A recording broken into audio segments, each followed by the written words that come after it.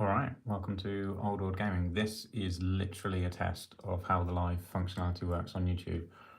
So the first thing I'm noticing is it's giving me this this information screen, so just give me a sec while I read this. Let's see what it says. Moderation helps everyone feel safe to build a positive live chat experience for you and your viewers. Choose who can participate, set a delay between messages, hide or put people in timeout, manage messages held for review, add moderators to your channel. There we go. It says learn more. I'm not going to learn more right now. We'll learn more another day. All right, cool. So yeah, we'll see how this goes. I thought I'd try using my mobile phone rather than the studio option. I couldn't see, so when I use QuickTime on my Mac, it lets me choose my phone as my webcam, but I couldn't see that coming up on YouTube Studio. Maybe that's something to explore another time.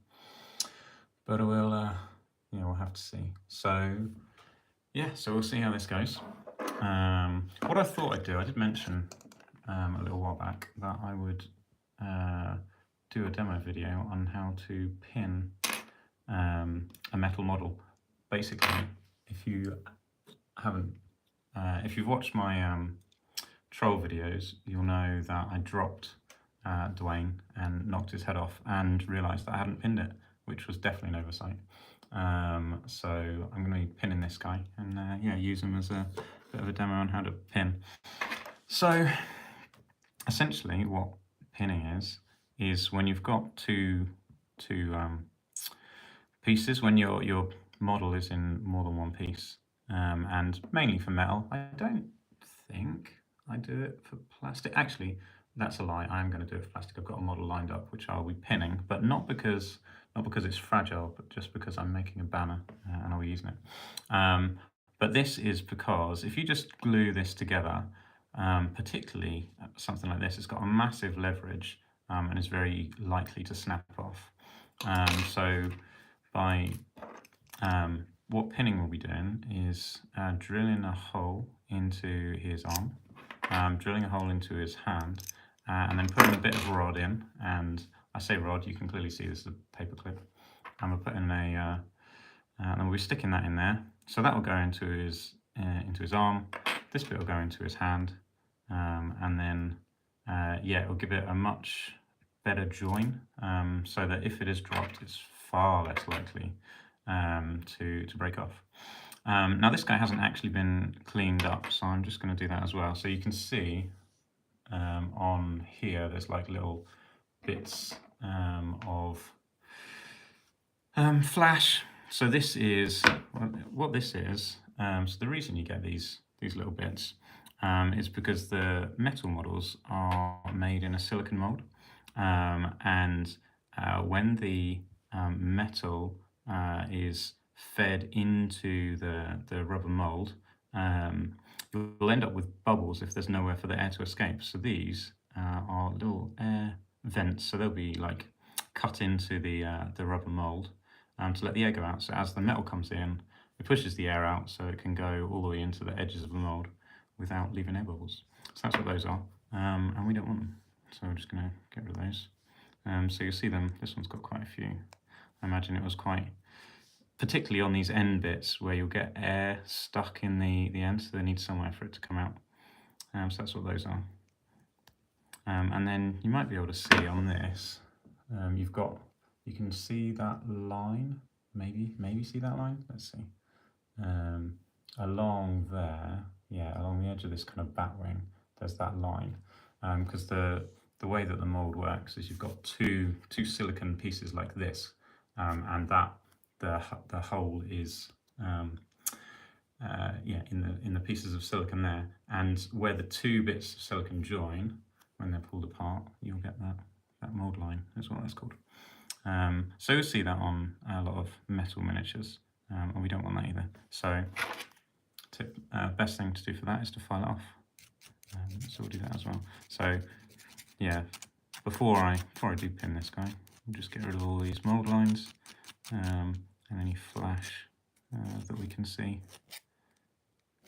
And that way, when you come to painting it, you won't have little bits all over your model that aren't meant to be there.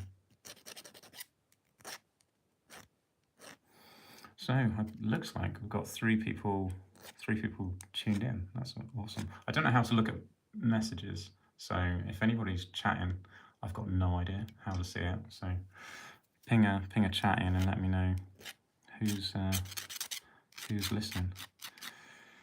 But that'll be a little bit more interactive. So something that I'm very conscious of in a lot of my videos. They're long, and I can't, like, it's very hard to fill all the silence. Okay, so, ooh, hello, Alistair. Very nice to see you. Most iconic Night Goblin miniature. I'm trying to get one off eBay for ages. He is actually. So this guy is, I don't know if you can see there, he's Oddgit, there we are, from the Idol of Gork campaign, which was a 5th edition campaign. So that's why he's so iconic. But yeah, he's an awesome model. I did paint, so I do have another one, which I painted when I was a kid. I say kid, in my teenage, when I was a teenager. Yeah, this one, the idea with this one is it will be an actually well painted model. That's the intention anyway, we'll have to see.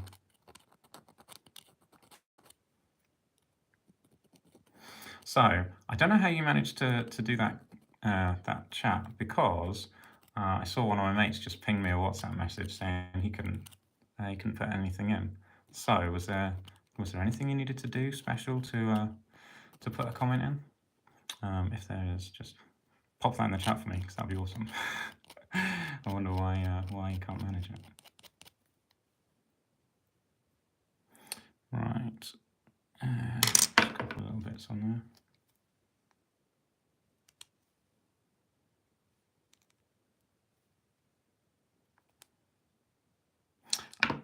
I don't know if you can see, but like it's really clean on this side, but really like oxidized on this side. So yeah, it must have been left like lying down like that, I would guess. Yeah, he's got it on here. Or alternatively, it could be black spray. I don't think it is. I'm pretty sure that's oxidization of some sort. But yeah, okay. There's a tiny little bit there, but I don't think I'll be able to get rid of that. Let's see what this guy's got on him. A little bit. Yeah, he's got a bit on his foot that we don't want.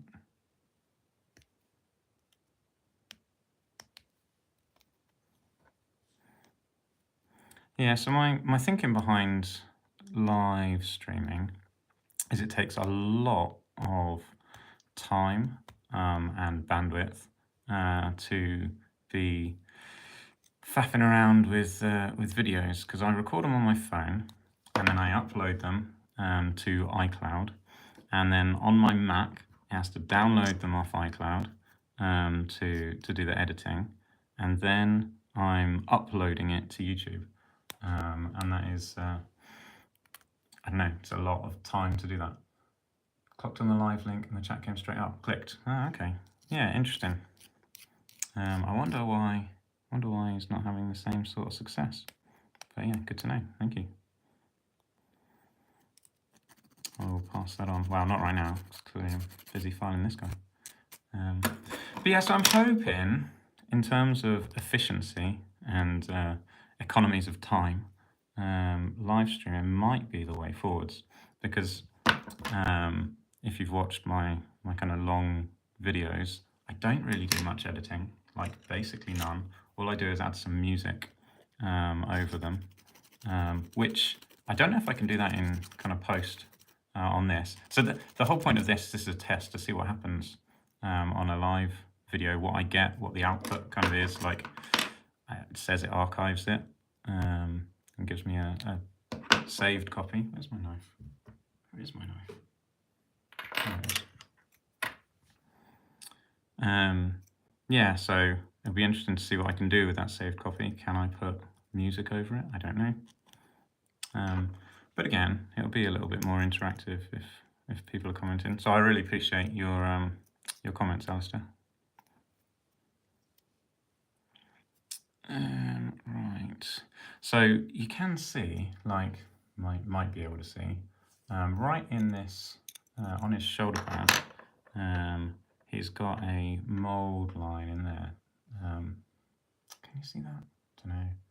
but there's a mould line along the top of his shoulder pad, which I do want to get rid of. And it's, yeah, all the way around inside that hole. And is that? Oh, that's the back of his ear, so that's not so bad. But let's see if I can get it with this.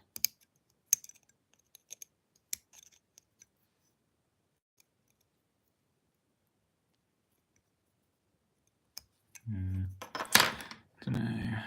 What have I got here? This file might be alright actually. I should just try to do this, I think.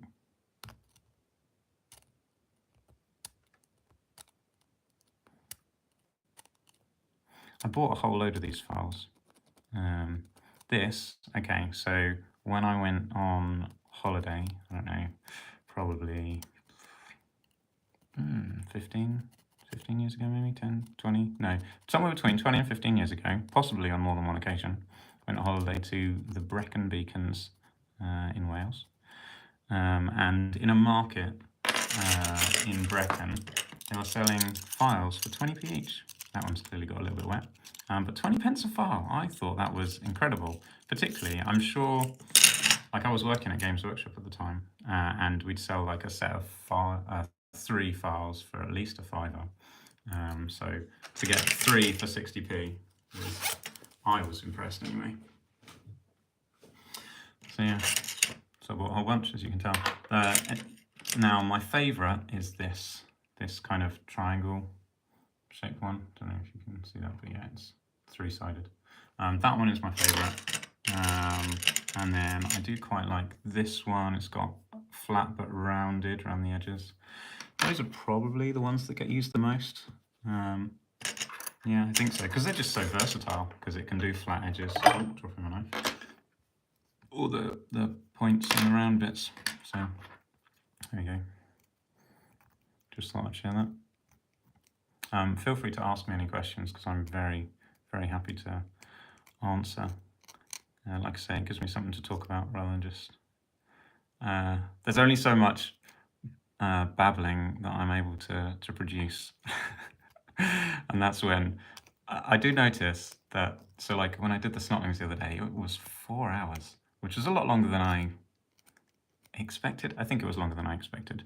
And for like the first couple of hours, I managed to feel all right with random nonsense, but you get to like the 3rd hour, and by the end of that, it's just, there's a lot of dead space where I'm just out of things to say and just focusing on the snotlings. All right, I think that's basically all the mould lines go on anyway. Yeah. Cool, I think he looks good. Right, oh, he's got a thing on the end of his nose that I didn't spot. I don't think that's a wart. I do think that is a, I could have painted it as a wart, I guess.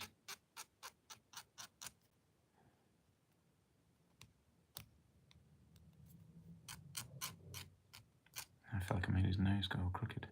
No, that's got to be my imagination. There's no way I've done that because I'm barely touching it. Okay, he just got this. I don't even know what's going on under his nose. Oops.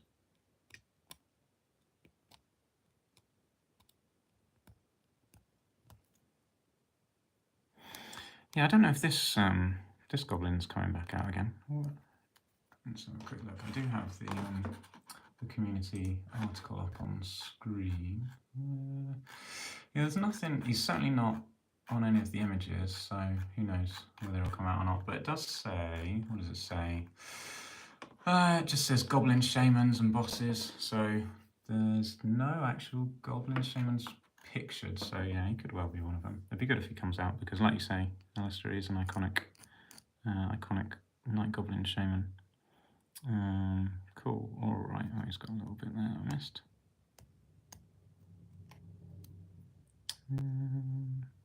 That I think is him done. So the other thing I'm going to do is I'm going to rough up the inside of this.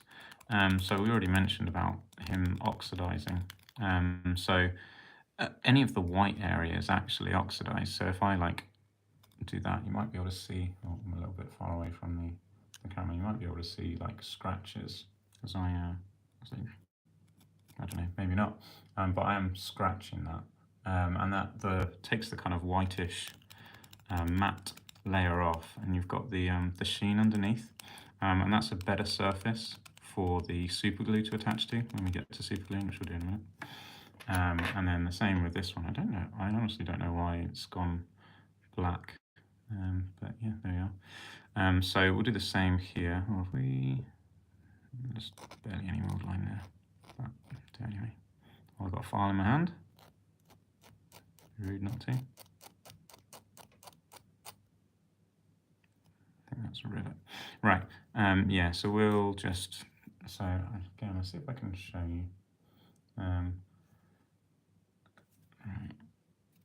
Basically, I'm just taking the sheen, not the sheen, taking the matte off of this to give it a better surface for the glue to purchase to. So there you go. So you can see, yeah, that made a difference. So you can see it's much shinier now. So yes, the next bit is to drill us some holes. Now this is a pin vise. This is an old one you used to be able to get from Games Workshop. I bought this off of Amazon the other day because I wanted drill bits, because I couldn't find any of these, but I did have a dig around, and actually I found a pack that I bought years ago. But the drill bits that came with this were horrendous. They were blunt. It came with like 30 and they were all blunt, and so I couldn't even use them. So yes, I had to rummage around and found that I did have an old pack. So these, here you go. These are high strength steel 1mm drill bits. And that is just about the right size, probably a little bit thick. Yeah, it might be a little bit thick, but for a paper clip. And then that works really well as a pin to go into the hole. I was just having a look at the chat, see if there's. I'm conscious that I can't really see much of the. I'm just pushing buttons on my phone screen now to see what options I've got. Top chat, live chat, hide chat. I don't know. Do I get to click any of those? Some messages, such as potential spam, visible, all messages. Yeah, I don't know. Oh, new managing moderators can support your channel in even more ways. Great. Cool. I can set up moderators, but I'm not doing that right now. Okay, fine. All right, let's drill us a hole. So I tend to, for things like this, I'll just drill right in the center because that makes it easy to find the same spot on this side. Now, sometimes when you're pinning things together, it'll be quite hard to match up the two sides. And sometimes it's a little bit of trial and error. It's kind of always guesswork, I guess. Oh, that's a mould line all the way down his hand there. Not sure if I want to do something about that. I might get over it and just pretend it's a scar, because it's only particularly visible at this bottom bit there. And there's some on the thing. Oh. No, it's triggering me a little bit now. It's my own fault for looking at it. So yeah, so I spotted the mould line around this here on the bag. I don't know that I can do anything about the back of his hand without like damaging his hand and making it look worse. Maybe, I don't know. Let's use this one. So this one's kind of like 2 half circles. So let's try that. Down in between his finger.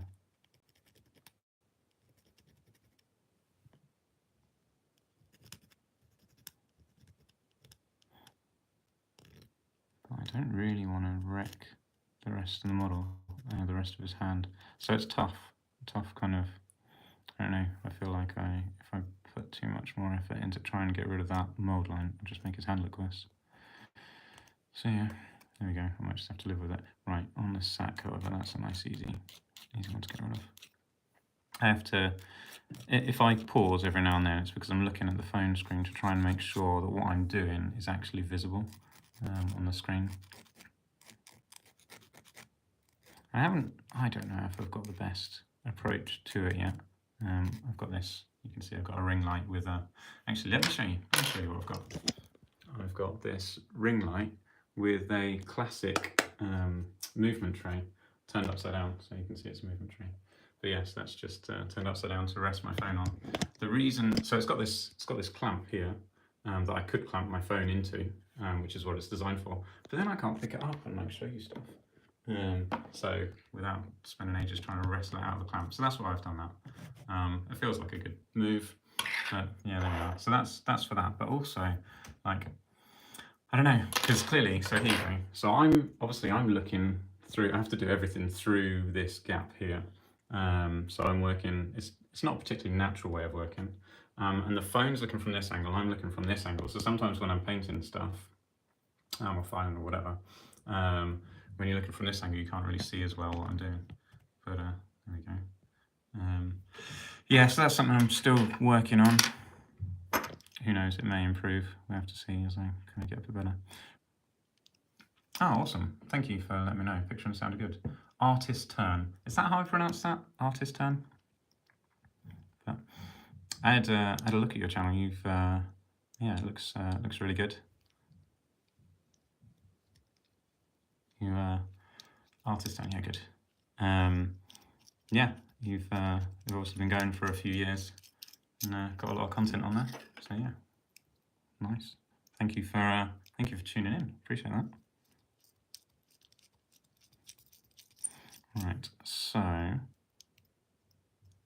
let's.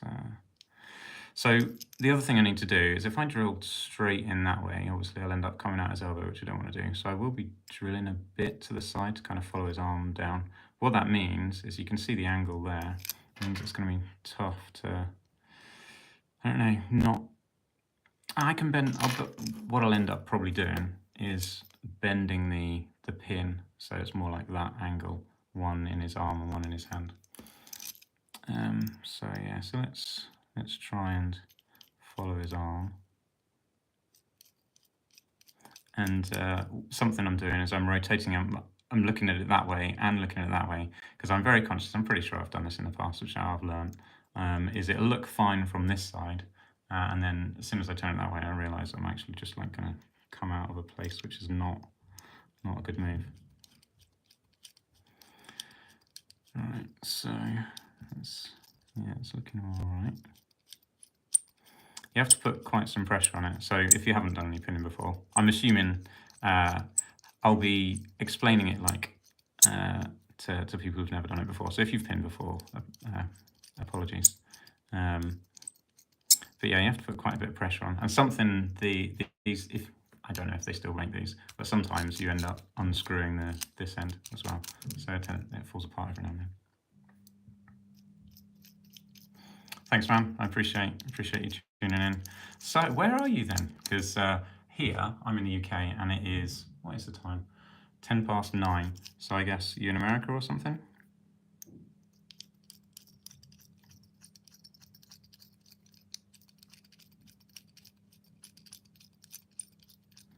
Or maybe you work nights. Do you work nights?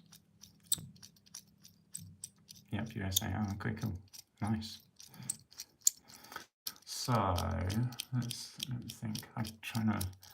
What's the time difference? What time is it? I was just going to try and work stuff out, but actually it depends on where you're located. What is the time difference? What time is it with you?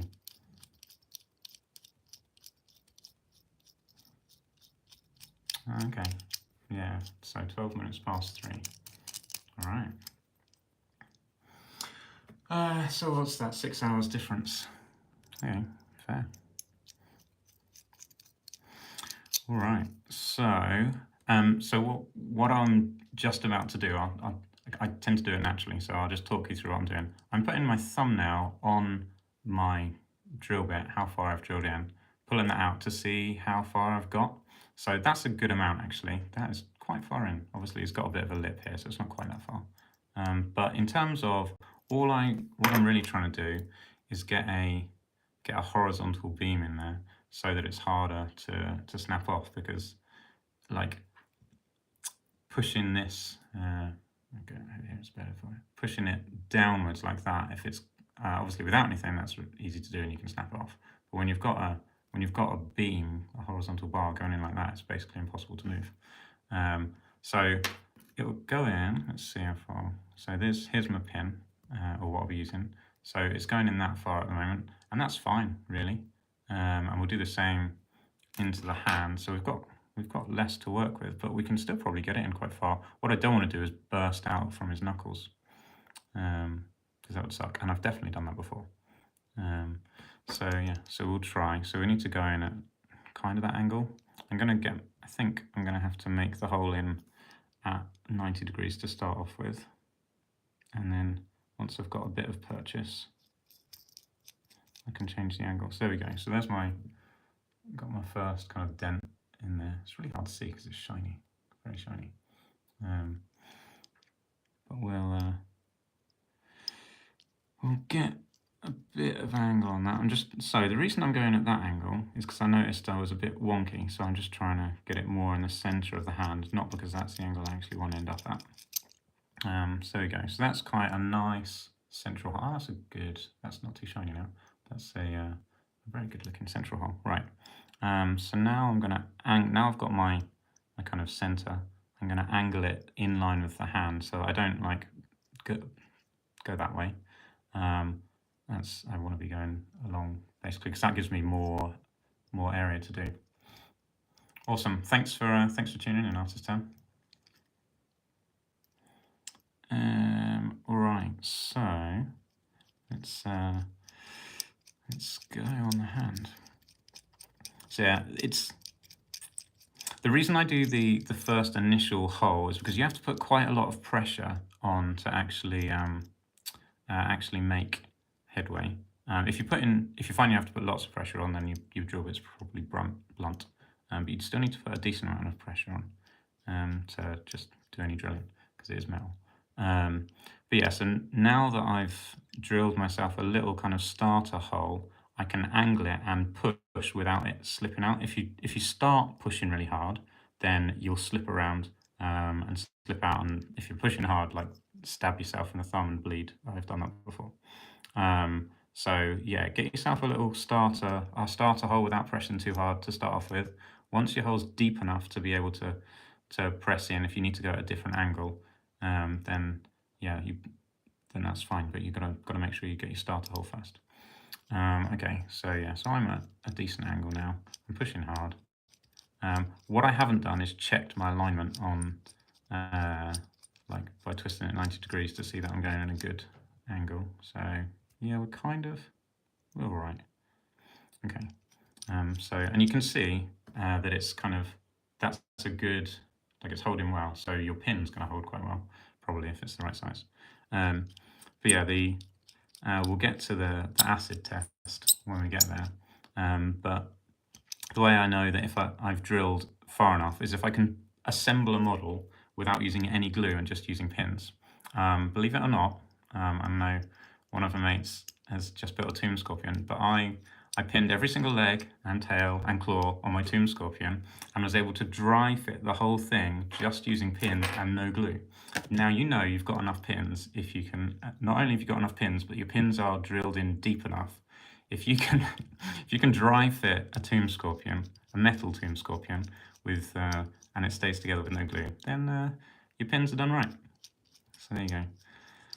But yeah, so that is the acid test with if your holes are drilled far enough, yeah, will it stay together with no glue?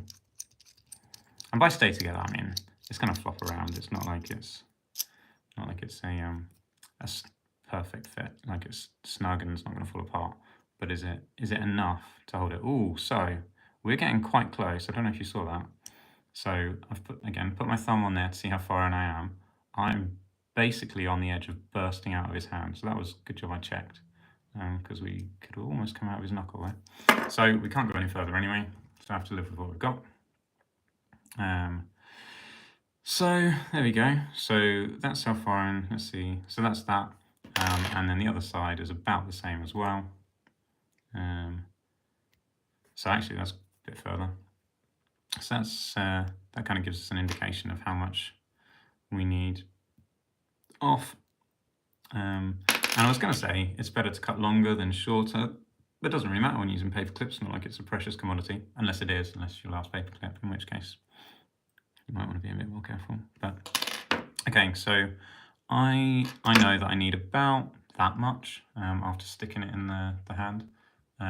So yeah, going to cut about there. That's probably do it. So just the clippers. I'm using the very base of the clippers, and really I should be using an older pair of clippers probably. I'm just going to use this very base bit here because depending on your the strength of your paperclip, you can actually damage your clippers. So I don't want to certainly don't want to damage the tip. The base is the strongest part of the clipper. So I'm going to go for about there, I think, maybe a bit less, maybe there. Okay. Cool, right, so I'm expecting this to not be quite the right fit, but we'll have to see, maybe it will be. Yeah, so it doesn't quite fit, if you notice, because his hand's actually at a slightly different angle. So we drilled in at an angle that means we need to bend the paperclip, but I might actually be able to do it with the hand, so let's try that. There we go, look at that, no glue. Isn't that beautiful? That is what you want to see. So if your model holds together with no glue, then you know that with glue it's going to hold together even better. So there we are. So yeah, so it's going to flop a little bit anyway. But so that is going to be a successful pin. It means that I can drop him probably without him falling apart. And the best thing about dropping metal miniatures and not falling apart is it means not only do you not have to glue them back on, but your paint won't chip off because it didn't fall off. So there we go. So that's how to pin him. So I'm not quite sure how close if there's any gap there, because I might need to trim that down, but I think it's probably all right actually. Yeah, I think it's probably okay. So I think we'll just glue it on. And then we'll stick him on his base and put some sand on his base, and then he's done. Right, where's my super glue here? It's right in front of me. I used this super glue the other day, so I don't know. I'm just going to clear out the top. It's quite clear actually, so maybe that's fine. Okay. And then let's put a bit of glue in there.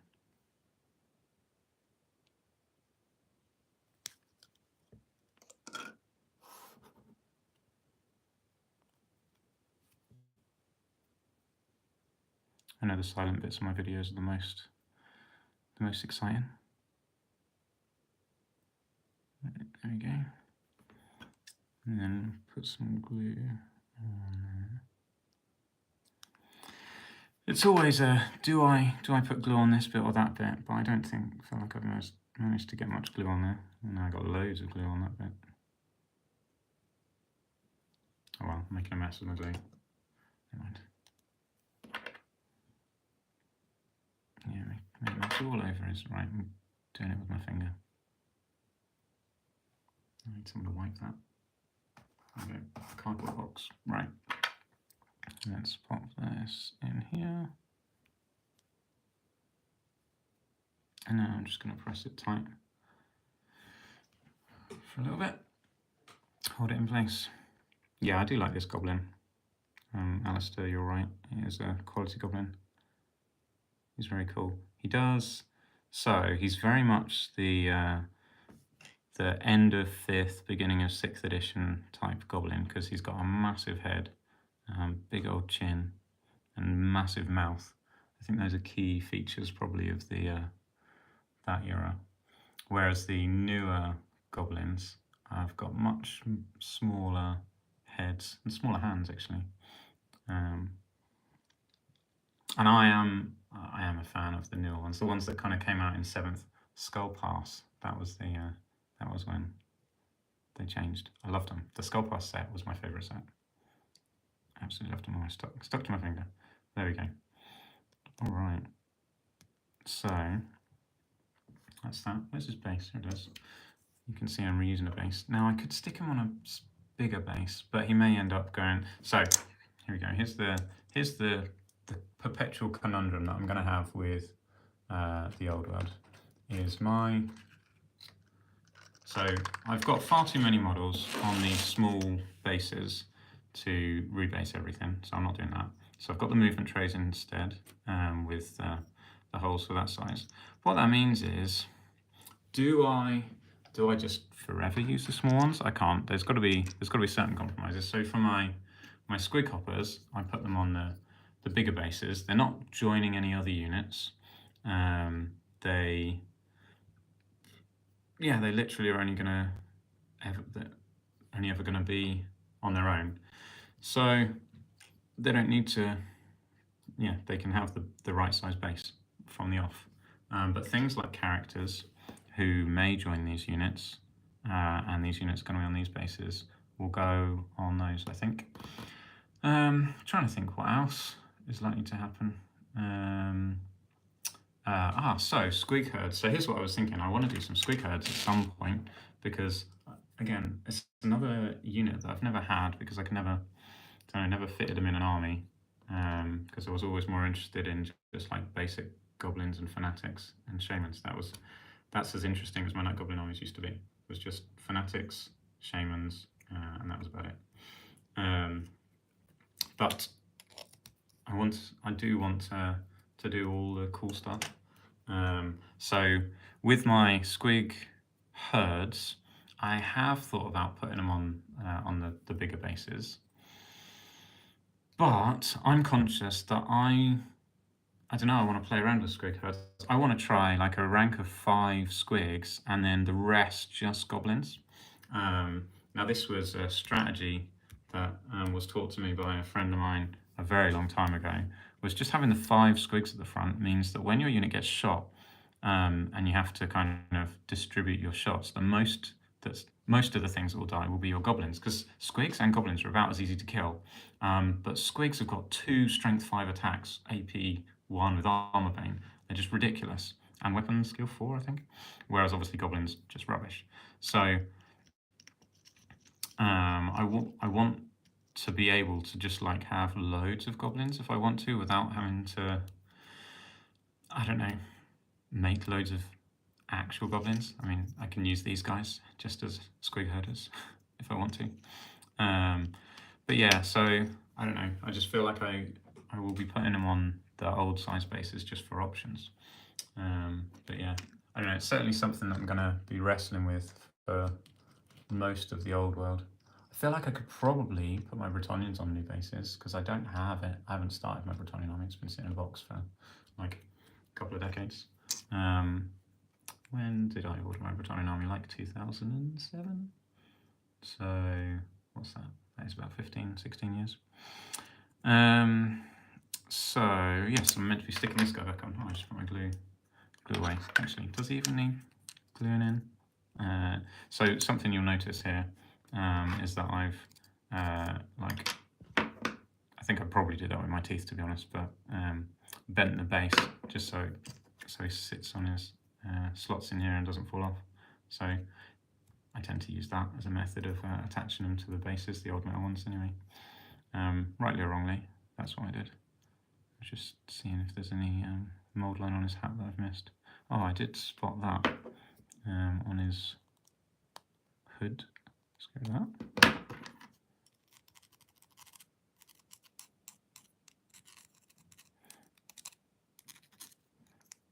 For anyone who's joined the stream more recently, feel free to ask me any questions. I'm very happy to answer questions. It saves me just rambling about random stuff. Right, there we go. Yeah, that'll give me too much.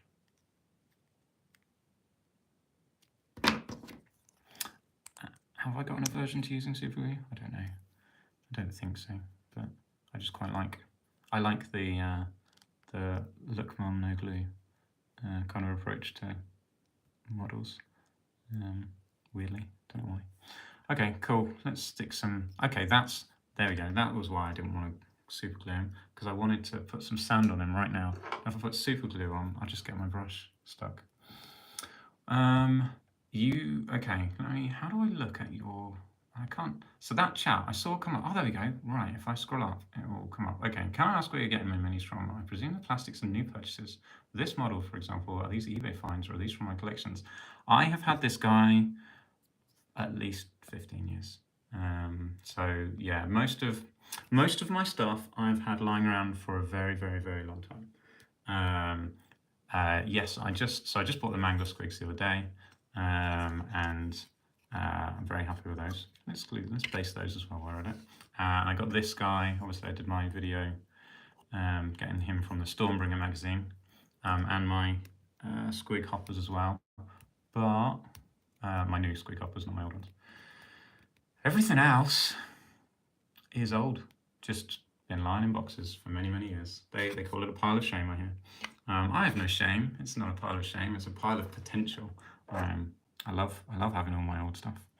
I have got so much in boxes. Like, so, I don't know, my chaos. I've got a chaos horde in a box. This is just the mortal stuff. I've got like 100 chaos warriors on sprue, like more than 100 marauders on sprue, 25 old metal and plastic chaos knights. I've got chariots. I've got all of the. So this is 6th and 7th edition stuff. I've got Archaon and Archaon on foot. These are all just in boxes or in blister or whatever. Plus all of the like the Khorne, foot and mounted general, Nurgle, Slaanesh, Stench.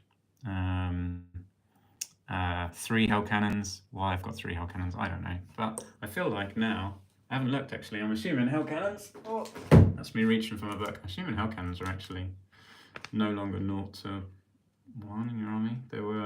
You couldn't have many in an army previously. Yeah, I don't know. I'm just flicking through the book now to see what you can have on the hell cannon front. I have been 0 to 1 hell cannon per 1,000 points. That's fine. I mean, if I play a 3,000 point army, I'll have 3 hell cannons. That's doable. We can do that. If I'm using Archaon's Horde and I've got like loads of warriors, then I'll probably have enough room for some hell cannons. Oh, I've just noticed all of those mould lines. It's like a mould line that goes all the way around. I don't know if you can see it. Yeah, there we go. Goes down the bones and just all the way around there. I think I'm just going to get over that and not do anything about it. Because when you're looking at it from this angle, you can't see anything. There we go. Yeah, so in answer to your question, most of my stuff, basically all my stuff is old. And I will be getting new stuff. What will I be getting? I don't know. There'll be new stuff coming out that I want. So for example, the new orc and goblins, that new black orc war boss looks cool, and I'll probably get the shaman as well. So yeah, there we go. There's some new stuff that I'll get. There's a lot of new stuff that'll come out. Iron breakers. I want to get the new plastic iron breakers. I've got old iron breakers, which are cool and all, but they never looked anything like the pictures I don't know, they're just, even in the 6th edition book, the pictures of the dwarf iron breakers just look like these hulking bears in armor, and I loved it. And then they made the new plastic ones, and they looked the part, whereas the old metal ones it didn't quite do it. And like, I've got 40 iron breakers. Do I really need more iron breakers? No, I'm never going to use more than 40 iron breakers in an army, but the new ones just look so cool. So yeah, I've got to get some at some point. Right, let's stick some sand on this guy. So this is builder's sand, pilfered from a bag of sand that I've got sitting outside for some work.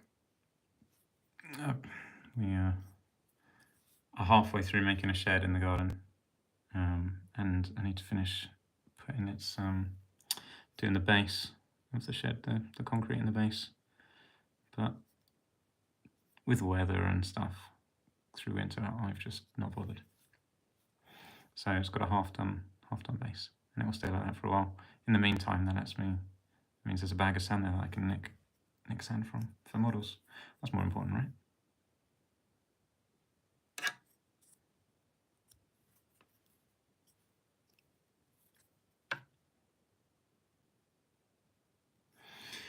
Yeah, there were times when I was toying with selling some of my Warhammer, obviously after Old World went, and I'm very glad that I didn't. That's not strictly true. I sold loads of the old metal demonettes, the Jean Diaz, is it? because, I don't know, I've got kids, they're not particularly age appropriate. So, yeah, did sell all of those. I had probably about 100 demonettes and about 20 mounted demonettes. So they, when we moved house, they paid for all our paperwork. So that was good. Improved that. Right.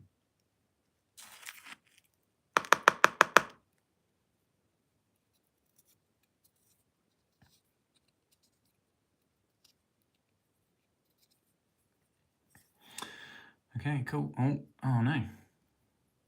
His arms come loose. Obviously didn't do a very good job super gluing that. Never mind.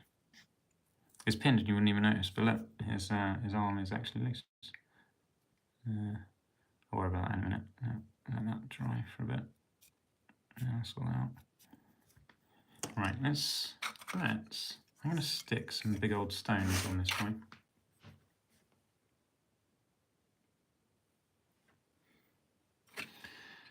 I'm going to need more glue than that.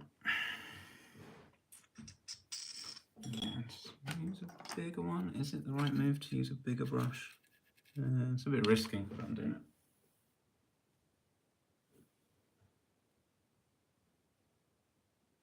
I've got a big old bottle, a 5-litre bottle of PVA glue beside me. And I know that if I pour some PVA glue out on my palette, I'll just end up wasting so much, and it annoy me a little bit. I probably should just do it, but I feel like dipping my brush in the top of my mega pot of glue is fine for now. And it's still reachable. If it wasn't reachable, then I would have to change tactic, but it's good for now. So what I want to do is I'm going to stick on some large rocks on this base to decorate it.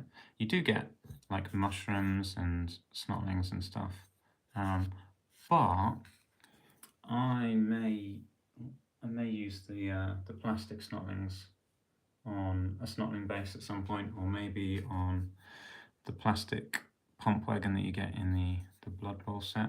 So here's my plan. Pump wagons are cool. Like, I love the idea of them. They're super fun, but I heard people moan about building the plastic Blood Bowl snotling pump wagon, but must be people who've never built a metal pump wagon, because the plastic pump wagon is super easy compared to the metal one. So I've got no qualms building another. I built one already for my snotling team. I've got no qualms building another one. They are fine to build.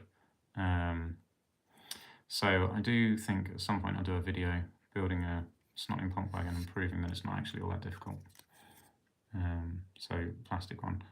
I have an old metal one, again, that I've had for a very long time, which I've been wanting to build, so I'll probably build them. So I'll have one plastic one and one metal one, and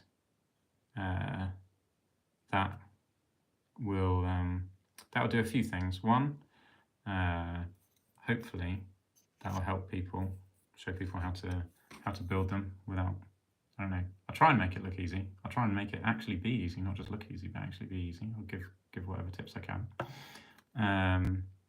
But also, it means I'll finally have my pump wagons built, and try them out in a game. I think, here's what I don't like about the pump wagons, is they're like 5 points cheaper than snotlings, I think, but they're not unbreakable. They're like leadership 4, not unbreakable. Whereas snotlings are incredible. Just their unbreakableness means they can just hold anything up, and that makes them epic. But the 5-point discount, and snotlings are weirdly movement 5, which is faster than a goblin. and I'm pretty sure they've got shorter legs, whatever. Snotling pump wagons are 2d6 random movement, which means their average movement's 7. So they're slower than snotlings. They are they don't have as much leadership. Oh no, it's not as much leadership. They're not unbreakable, and they just I don't know. They're not skirmishers either. They're open order. I think I'm pretty sure that's true. I might have a look in a minute, and I'll have a proper gripe about them in a minute. I would suggest, so just looking at your question, Alistair, how do you find working with plastics versus resin versus metal? Are things like pinning essential when working with metal? I would always pin. I say that even though I didn't pin the troll's head. I can't remember when I made the troll. I'm disappointed in myself that I didn't pin it, because clearly I dropped it and it broke off, which is, I guess, was a good example of why you should always pin your metal stuff. So I basically, I want to say always. My mouth's forming the word always, but clearly that's not true because he wasn't pinned. I don't know why he wasn't pinned. But I would always pin metal stuff, and the more, like, you might be able to get away with heads. Clearly I didn't with the troll. But the more snappable something is, the more you should pin it. Heads in, I guess, should be all right. Right, I'm just, sorry, I've got a big box of rocks and I'm choosing rocks whilst trying to answer your question, trying to multitask, and not doing a very good job of it, so I apologise. So, metal, yes, I would recommend pinning metal basically all the time. Plastic, you don't really need to pin plastic, because, so the difference between plastic and metal is, if always use plastic glue, so polystyrene cement, on plastics, because polystyrene cement actually melts the plastic, so that your two pieces of plastic become one piece of plastic, and so that's not an issue. So plastic to plastic, use polystyrene cement or plastic glue, whatever it's marketed as on wherever you get it. Yeah, use the polystyrene cement because it turns it into one piece of plastic. You don't have to worry about pinning it. Metal to plastic, always use super glue, because the plastic glue will have no effect on the metal. I'm sure it'll melt the plastic, and I guess maybe the plastic will melt a little bit to the shape of the metal, but it's just not. It's not going to be a good connection. So plastic to metal, you need to use super glue. Metal to metal, you need to use super glue. I mean, people do use other kind of glues as well, like two-part glues. I've only ever used super glue, so I can't really comment on other ones. And then resin is metal as well. Yeah, I mean, that is an option. So again, just reading Alistair's comments. So would you suggest just going for plastic minis, i.e. just using goblin gits to avoid the hassle of having to deal with other materials? That's up to you, to be honest, what you feel comfortable with. So there's a lot of benefits to plastic, I think. Obviously originally Games Workshop models were all metal, and it's been a gradual process over the years as the techniques have improved, as the technologies improved to be able to do plastic miniatures. So yes, the good thing about plastics is they're a lot more durable, in the sense that if you break them, they're easy to fix. If you drop them, paint doesn't chip off of them. They're lightweight, so they bounce, and they don't get damaged so much. Obviously, they're easier to snap a piece of plastic than a piece of metal, but for the most part, I don't know. yeah, so I like the plastics a lot. Obviously there's certain models you can't get in plastic, particularly now with Old World, they're re-releasing old metal models, and they just, it's not possible to do those in plastic. Models for plastic have to be designed for plastic. There's a different design process for creating a plastic model. So for example, when they made the Skull Pass goblins, these were sculpted at 3 times the size. You just have to, so when they were hand sculpted, so obviously like mangler squigs weren't hand sculpted. Mangler squigs, these mangler squigs would have been done on a computer.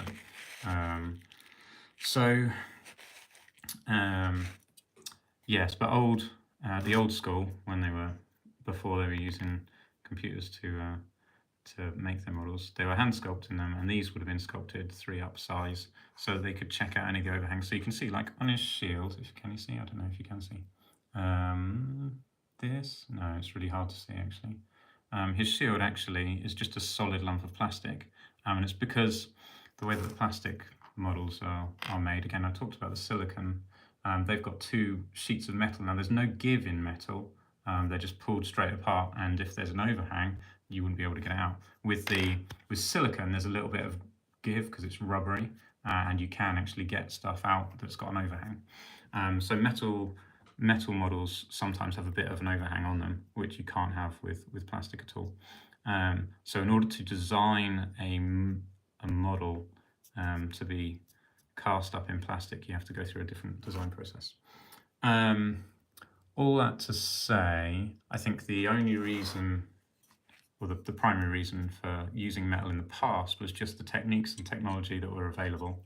And that's why everything these days is plastic, because there's new technology available, really. And so, yeah, it depends. I put my brushes. So here you go. These are the brushes I was using for my PVA. I put them in my water pot, except I emptied it because it had dirty water in, and then I forgot to put clean water in, so they're just sitting in a dry pot. It's less than ideal. I thought it just had clean water in. All right, so there you go. That looks. These look pretty good with those rocks on. I love a good rock. Sorry, going back to your question, Alistair. Yeah, it depends. If there's models that you want that are in metal or resin, obviously go for those. But if you're happy with the plastic models, then use those. So there are things like, so I bought, where's it gone? This Gnarlwood kit last year, which came with a whole bunch of goblins, and they made great characters. So I mean, you probably may well have seen.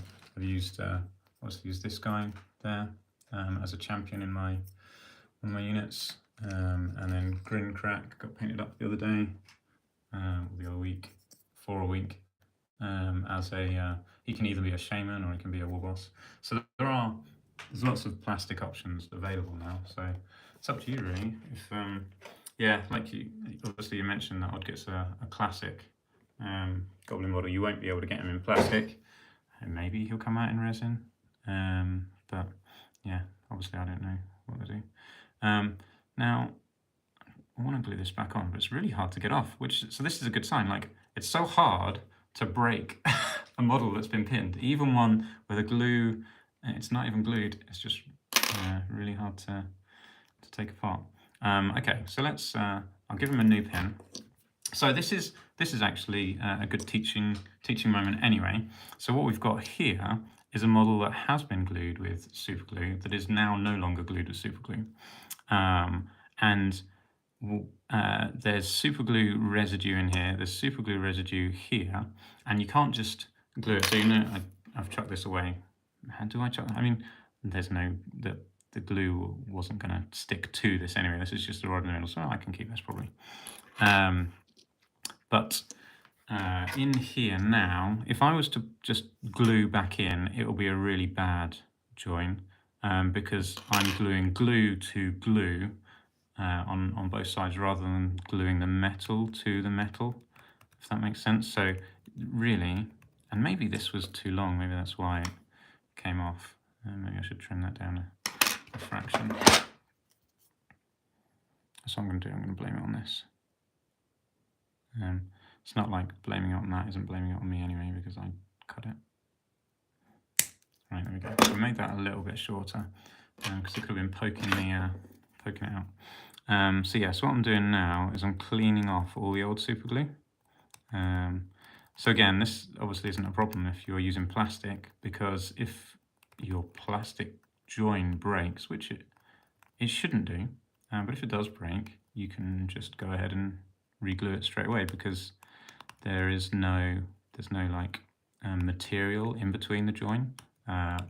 Plastic glue just glues plastic to plastic by melting the plastic together, and so you end up with one single piece of plastic, whereas this is metal with a layer of glue in between, a layer of super glue in between.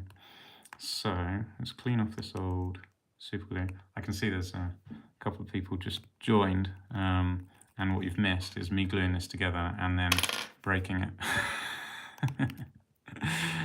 So I'm just cleaning off the old super glue.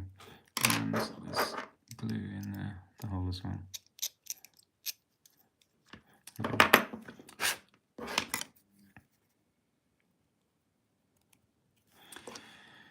And then same for this side. I'm going to get rid of all that old glue.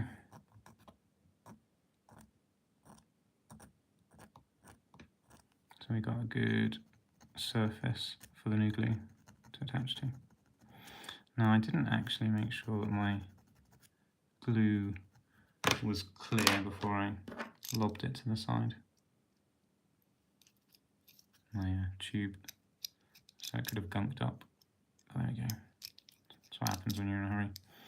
Right, let's see. Oh, and I've still got my paintbrushes in my empty water pot. Right, okay, so let's do a test fit again.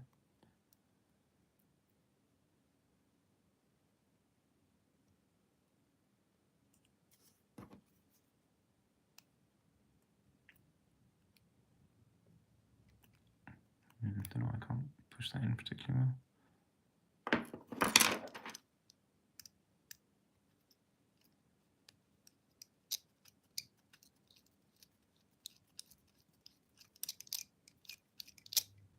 Okay, it should be cleared out now. Maybe. Maybe full of glue in the bottom, but we'll have to see. Yeah, there we go, that's better. Right, okay, so let's re-glue this.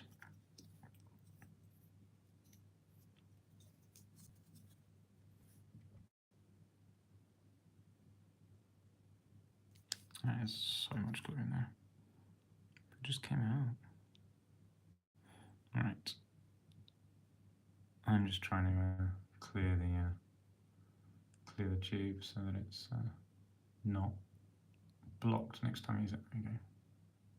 Is that clear? Yeah, that's pretty clear. Clear enough, probably. Is it clear enough? I don't know if it is clear enough now. That'll do. Right. Let's pop that over there. Don't know why I've just put the lid on it because I need to do some more glue in a sec. Right, there is actually a lot of glue in there. That'll be alright. Okay, that's facing the wrong way now. There you go.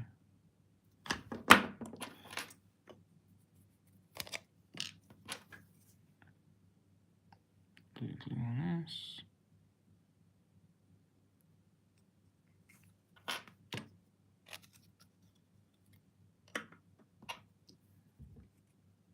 You only want a little bit of glue because you want to be gluing metal to metal. Ideally, you want like the metal to be touching each other as much as possible, with barely any glue getting in the way. Right, just hold that on.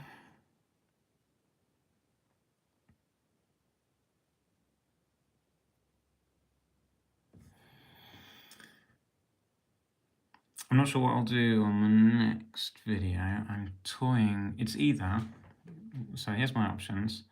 It's either build the squig hoppers that came with the Stormbringer magazine. That's highly likely.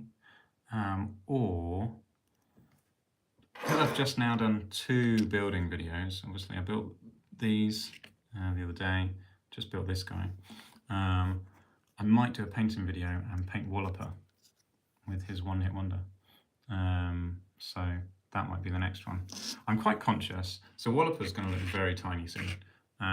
So we've got this guy here who's got a massive squig. This squig can basically eat that squig. So the squigs are getting bigger and bigger. This was, when this guy came out, it was a giant squig. Like, so here's the squigs that he was contending with. So you got this little squig and this giant squig, right? So that's a giant squig. But now this guy's come out and he's awesome. I love him. His squig is so much bigger than this guy's squig.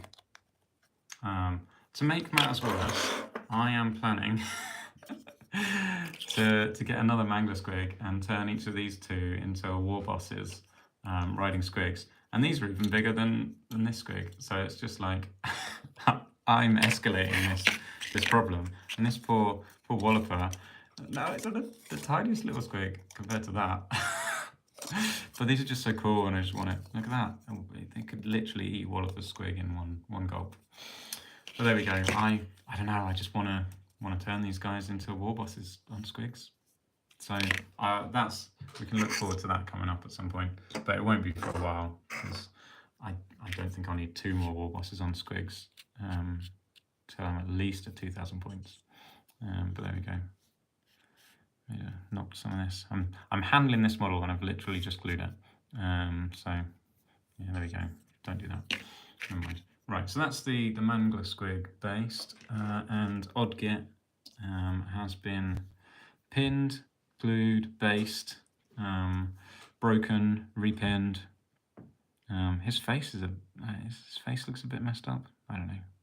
We'll see when he gets painted.